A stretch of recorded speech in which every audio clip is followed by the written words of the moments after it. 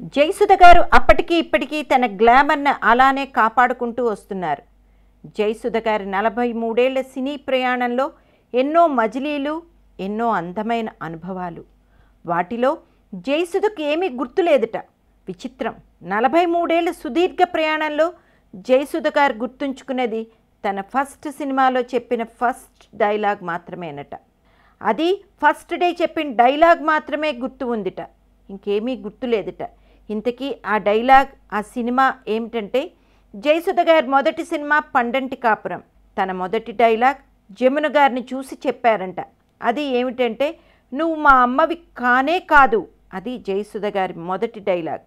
ఇది కథ కాదు సినిమాలోని విలన్ గురించి అడిగితే యాక్చువల్గా బ్యాడ్ క్యారెక్టర్ అంటే విలన్ అనుకుంటాం, కానీ ఇందులో నా భర్త క్యారెక్టర్ వేసింది చిరంజీవి గారు, హీరో యాజ్ విలన్.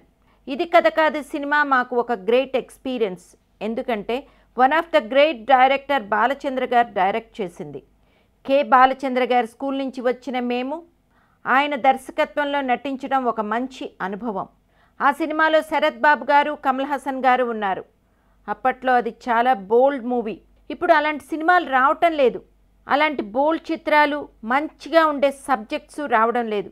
చిరంజీవి గారితో నాకు ఇట్స్ ఎ గ్రేట్ జర్నీ అన్నారు జయసుధ.